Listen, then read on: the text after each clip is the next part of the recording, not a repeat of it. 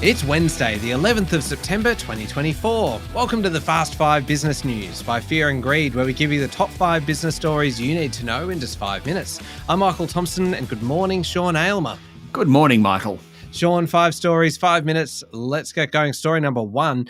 Apple has released new watches, iPhones and AirPods in its biggest product launch in years, with Chief Executive Tim Cook claiming that the company is introducing breakthrough technologies in the devices.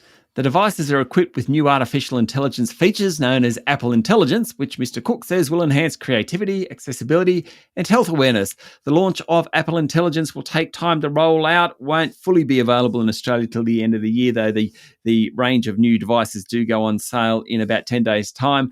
The new iPhone 16 includes a new faster chip. It'll perform AI tasks, including writing tools and information gathering services via photos. The Apple Pro models will include a larger screen as well as a sharper microphone, and all new phones will have a bigger battery and upgrades to the cameras, some big changes to the cameras. In fact, the watches have larger screens, are thinner, and include faster charging times, but the main upgrade around the watches, health features, including detecting whether wearers have sleep apnea. When it comes to the AirPods, one of Apple's biggest selling points, according to Apple, is that the Pro series can act as a hearing aid device. All very impressive, Sean, but the question for most of us is, how much are these devices actually going to cost, considering all the AI enhancements? Surprisingly, some devices, notably the phones, are cheaper than the last version. The iPhone 16 is $100 cheaper than the 15. The Pro model's $50 cheaper. The Watch Series 10 and the AirPods will be the same price.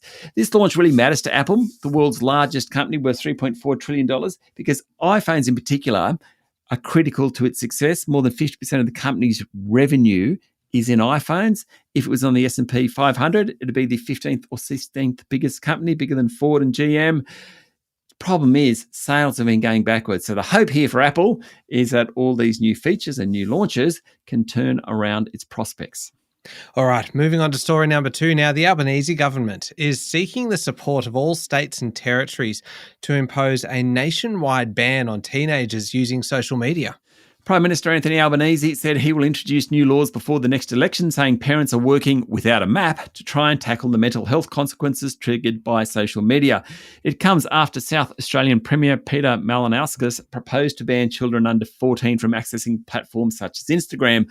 The federal plan is vaguer. The cutoff age for platforms would be somewhere between 13 and 16. Final decision will be made by the states, territories and federal government together. The feds have already initiated research into using age assurance technologies. It's begun consulting parents, young people, academics, and digital platforms about how the ban could work. Now, once these age assurance technologies are tested, well, they'll be tested basically aiming to prevent children under the age of 18 accessing pornography. They'll also be tested around social media platforms for teenagers between 13 and 16. Certainly some of the state premiers, including Victoria's Jacinta Allen, have already shown their support behind the idea. On to story number 3 now, Sean. Investors are at the beginning of a dividend bonanza with $35 billion in payouts due to hit shareholder accounts between now and October. Payout ratios are up 5% on a year ago, and if you include all the big 4 banks, remember National Australia Bank, Westpac and ANZ have end of March balance dates, throw them in, well, the ratio is up 7%. In short, the major miners cut dividends after a boom prior year, while the financials, banks and insurers, paid out more, according to an analysis from CommSec. BHP is the biggest payer, $5.54 billion in dividends. Not bad. Commonwealth Bank comes in at number 2, $4.2 billion. Story number 4, big day today, Sean. The US presidential debate kicks off at 11 a.m. Eastern Standard Time. It'll take 90 minutes, including 2 ad breaks, and it's going to be a very different proposition to the first debate. Yes, in that first one, Donald Trump trounced Joe Biden, so much so that the current president pulled out of the race for a second term. Kamala Harris is known as a confident debater, but given she's an unknown quantity to many Americans, her performance today is critical in whether she can keep that supporter base that she's garnered since late July. The debate will be hosted by America's ABC network. No opening statements, no audience. Each participant will be given 2 minutes to answer a question, 2 minutes for rebuttals. They can make a 2-minute closing statement, no pre-written notes. They will get a pen, paper and bottle of water. They can't confer with advisors during ad breaks. And quite incredibly, according to CNN, the two have never met. I find that quite extraordinary. Last one, story number 5.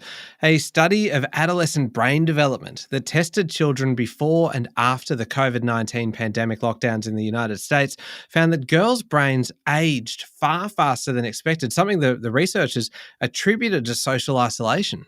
The study from the University of Washington measured cortical thinning, a process that starts in either late childhood or early adolescence as the brain begins to prune redundant synapses and shrink its outer layer. Thinning of the cortex is not necessarily bad. Some scientists frame the process as the brain rewiring itself as it matures, increasing its efficiency. But the process is known to accelerate in stressful conditions, and accelerated thinning is correlated with depression and anxiety. According to a report in the New York Times, the effect was far more notable in girls, whose thinning had accelerated on average by 4.2 years. In boys, it was 1.4 years ahead of what was expected. The study's authors attributed the change to social deprivation caused by the pandemic, which hit adolescent girls harder because they're more dependent on social interactions, talking through problems with friends, etc., as a way to release stress.